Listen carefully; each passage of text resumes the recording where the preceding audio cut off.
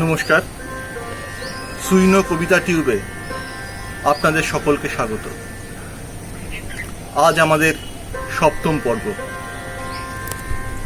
আপনারা অনেকেই আমাদের ফোন করে শুভেচ্ছা জানিয়েছেন, অনেকেই মন্তব্য করেছেন ফেসবুকে, ইউটিউব চ্যানেলে।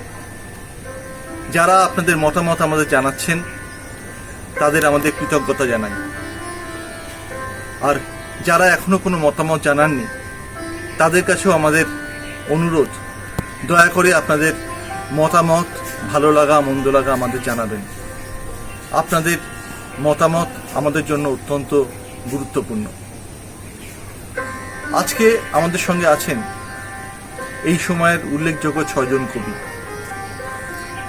আজকে কবিতা পাঠ শুরু করার আগে গত দিনের অনুষ্ঠানের একটি ত্রুটি আমি স্বীকার করে নিতে চাই।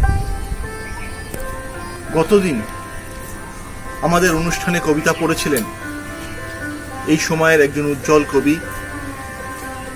অরিন্দম চট্টোপাধ্যায়।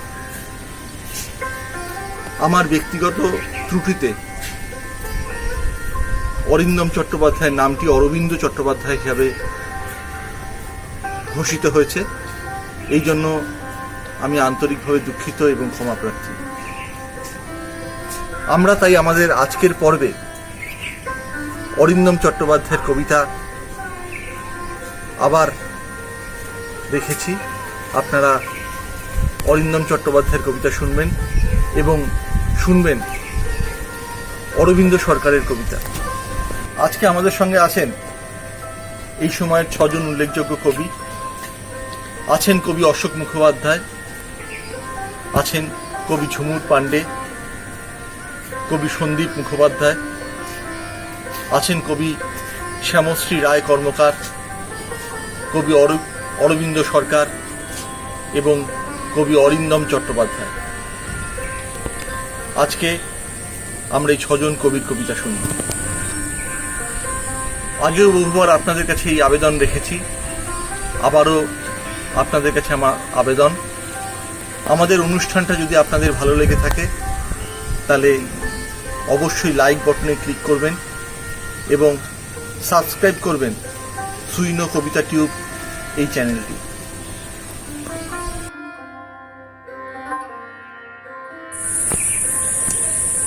একজন কবির পরিচয় তার কবিতায়।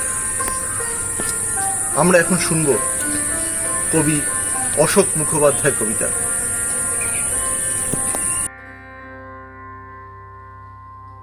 অপেক্ষা। তুমি যদি আসো আমার কাছেতে ফের, আগে থেকে বলো দরজা রাখবো খুলে। তুমি যা ভুলো পথ যাওনি তো ভুলে, দরজার কাছে দাঁড়ালে পাবো ইটের। কি যে হলো চাই মনেও পড়ে না মোটে, তোমার আমার বিরহ কেন যে হলো। খুব ভালো হয় এসে যদি কথা তোলো, কতদিন ঠোঁট রাখুনি আমার ঠোঁটে।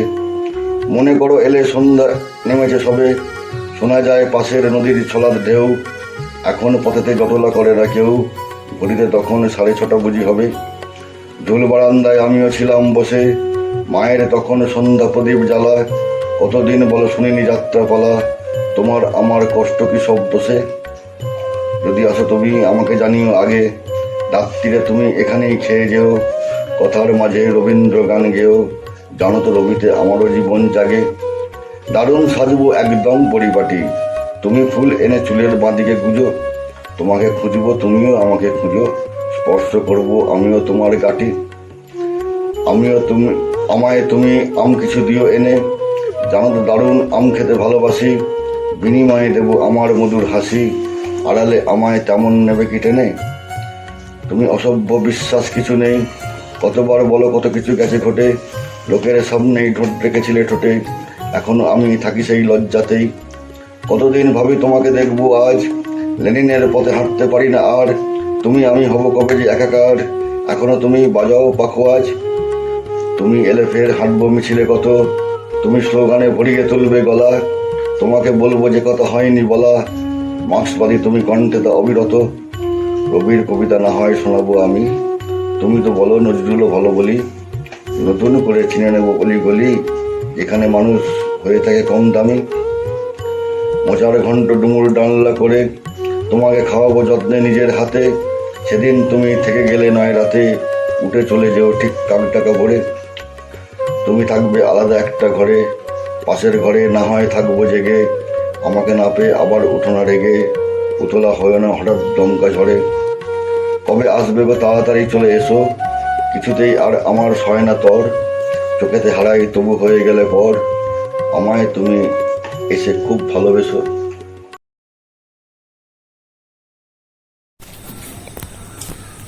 এবারের কবি ঝুমুর পাণ্ডে।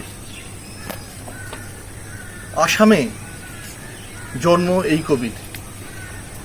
ছোটবেলা থেকেই সংস্কৃতি চর্চা শুরু। সমাজের প্রতি দায়বদ্ধতা থেকেই তার লেখালেখি। প্রকাশিত হয়েছে একাধিক কাব্যগ্রন্থ, পেয়েছেন নানা সম্মাননা। তার লেখা অনূদিত হয়েছে ভারতীয় বিভিন্ন ভাষায়। চলুন এখন শুনি কবি ঝুমুর পাণ্ডের কবিতা। আমার প্রথম কবিতার নাম কিছু বলার ছিল।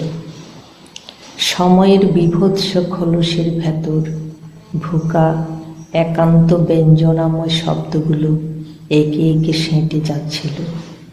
এ নিয়ে সেই মেয়েটার কিছু বলার ছিল।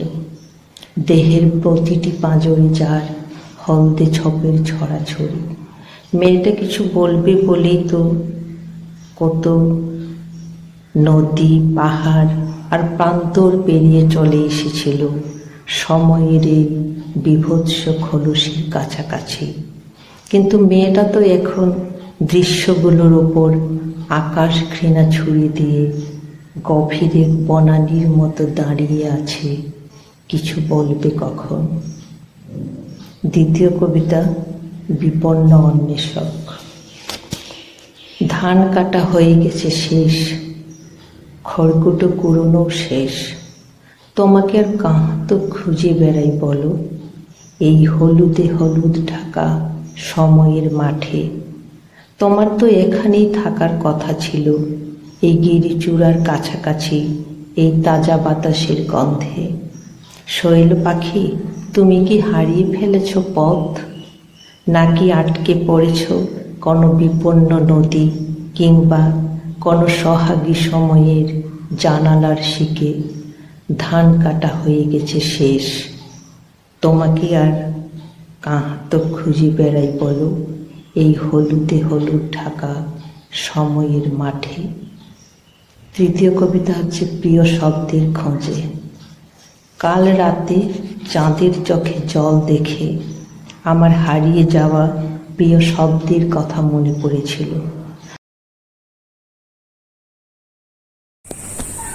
দীর্ঘদিন ধরে সাহিত্যের সঙ্গে আছেন কবি সন্দীপ মুখোপাধ্যায়। চলুন এখন শুনি কবি সন্দীপ মুখোপাধ্যায়ের কবিতা। প্রথম কবিতার নাম গাছের দিকে। ফাঁকা ঘরের দিক থেকে ফিরে আসছে তৈরি হয়ে ওঠা চৈত্রের হাওয়া, আর প্রতি মুহূর্তের ত্রাসে মুখ ঢেকে পথ আগলে দাঁড়িয়ে সেই শুশ্রূষা কাতর গাছ। তুমি কি গাছের দিকে ছুঁড়ে দেবে অযাচিত নাম? তুমি কি পথের পাশে স্থির রাখবে রোগাটে দুপুর? দ্বিতীয় কবিতা আর একবার। পুরনো বাড়ির কাছে আটকে আছে বিভ্রমের ছল। কত দূর ফিরে আসা হলো, জড়ানো গাছের পাতা শকট চিরেছে, আর সেই সোঁদা অন্ধকার।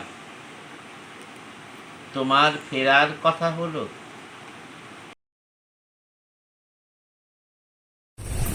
এবারের কবি শ্যামশ্রী রায় কর্মকার। তিনি মূলত কবিতা লেখেন, কিন্তু কবিতার সঙ্গে গল্প, প্রবন্ধ এবং অনুবাদ সাহিত্যেও তার অবাধ বিচরণ।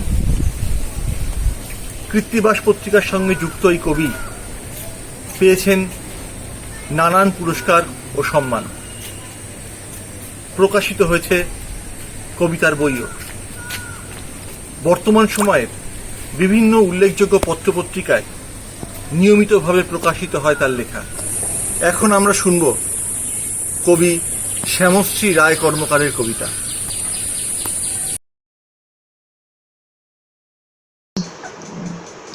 প্রথম কবিতার নাম তস্কর। সেই আগুনের অপেক্ষায় আছি, যার সাথে সংঘাতে ভেঙে যাবে অন্ধকার ঢেউয়ের কিনারা। চাঁদের করুণা এসে ছড়িয়েছে দিক চক্রবালে, গৃহস্থালি ফেলে রেখে সূর্যের যুবক পদব্রজে আসছেন বেদনার জনপথ ধরে। তার হাতে পোড়া দাগ, দেবতার বিদ্বেষের ক্ষত। চোখ জুড়ে নির্বিকল্প মায়া। লাচুং গ্রামের কাছে পাহাড়ের নাম ধরে ডাক দেয় তরুণী রঙ্গিত।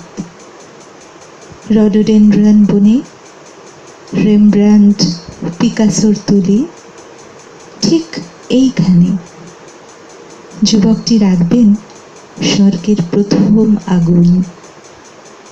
অন্তিমের রাতে তীব্র জ্বলে ওঠা পৃথিবীর প্রাচীনতম তস্কর তিনি, এবং মহানতম।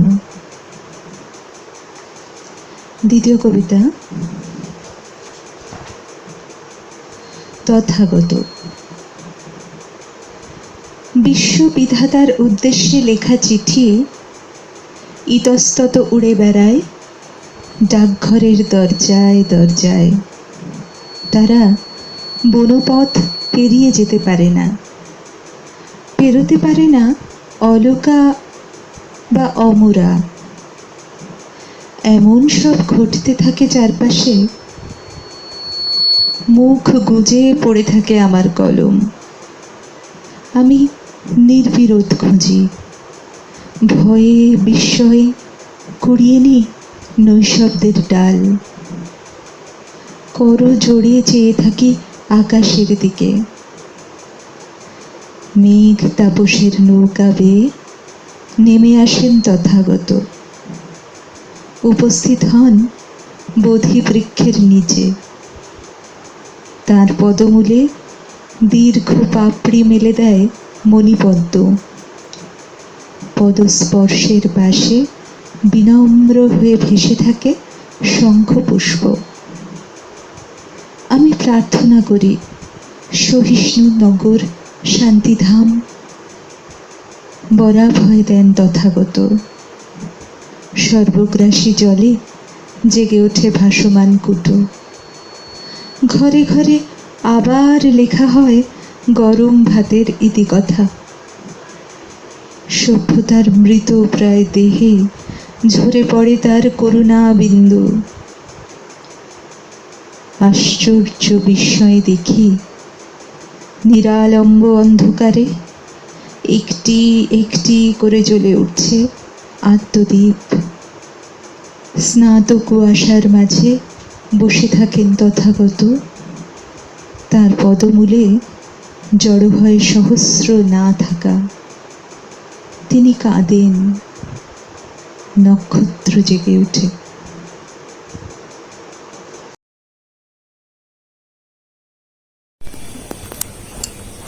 এখন ময়ূরাক্ষী পত্রিকার সম্পাদক কবি অরিন্দম চট্টোপাধ্যায়। প্রকাশিত কবিতার বই 5টি। লেখা প্রকাশিত হয় বিভিন্ন পত্রপত্রিকায়। বর্তমানে একটি অনলাইন ম্যাগাজিন সম্পাদনা করেন।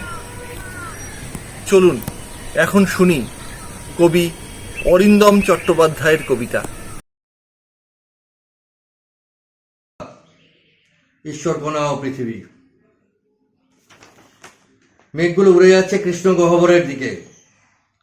নিস্তব্ধ দিন ও রাত, অবরুদ্ধ বাতাস। পাখি আকাশ পথ ভুলে শব্দহীন, গৃহবন্দী। গাছেদের আনন্দ প্রকাশ নেই, বেদনাভারে শালফুল। সীমানাহীন পৃথিবীর বুকের ভেতর ধ্বংসচিহ্ন। অন্ধকারময় জগৎ, সূর্য চলে গেছে অস্তাচলে। গ্রহ গ্রহাণু নক্ষত্র সবার ভেতর অভিমান। ইতিহাসের পাতার দিকে চলে যাচ্ছে সভ্যতা। ঝরে পড়বে না কোনো ফুল, থাকবে দীর্ঘশ্বাস। অদৃশ্য ছায়াপথ এগিয়ে যাচ্ছে গন্তব্যহীন পথে, বোধহয় কোনো বিন্দুর দিকে। ঈশ্বরকণার মতো ভেঙে যাচ্ছে কবিতার নাম বসন্ত বৌড়ি।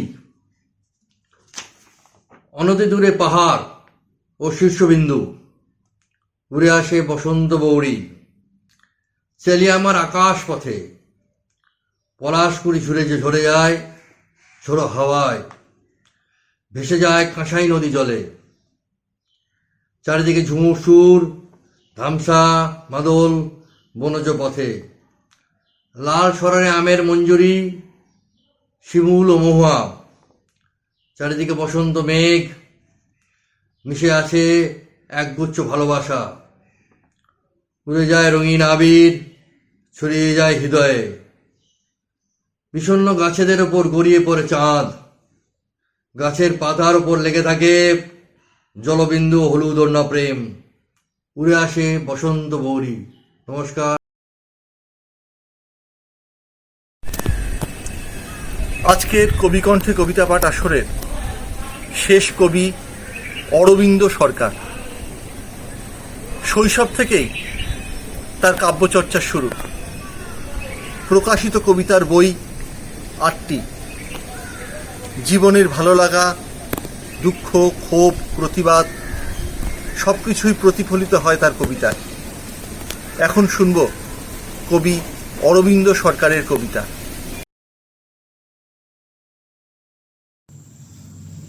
কবিতা কারুকাজ।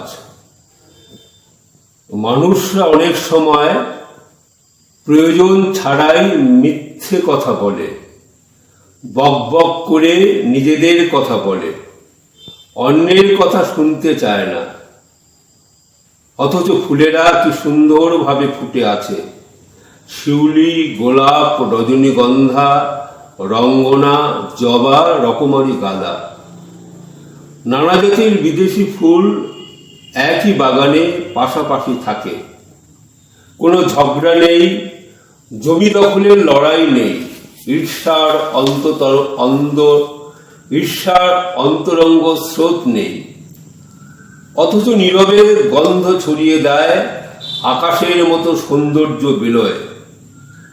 তাই মনে হয় মাঝে মাঝে বাগানের সঙ্গে নিজেদেরকে একাত্ম করা প্রয়োজন। আর তখনই গজিয়ে উঠতে পারে সহনশীলতা, অন্যকে মর্যাদা দেবার মতো শিল্পিত কারুকাজ। চিঠি।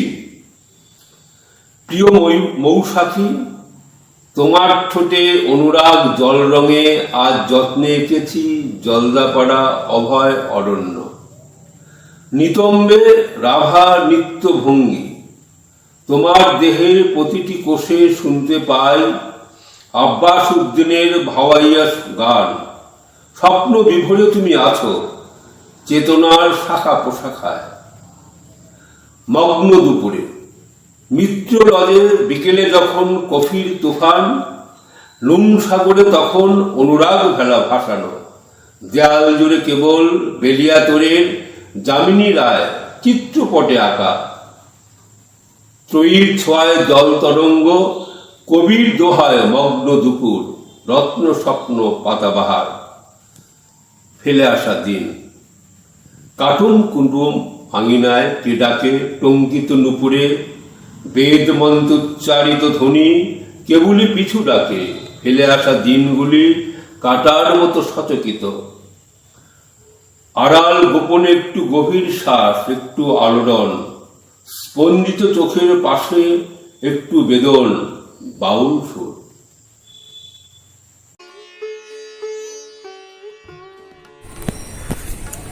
আপনারা এতক্ষণ আজকের 6 জন কবির কবিতা শুনলেন। আজকে এই পর্যন্তই। আবার দেখা হবে আগামী শনিবার। আপনারা আমাদের সঙ্গে থাকুন এবং সুইনো কবিতা টিউব চ্যানেলটিকে সাবস্ক্রাইব করুন। ধন্যবাদ।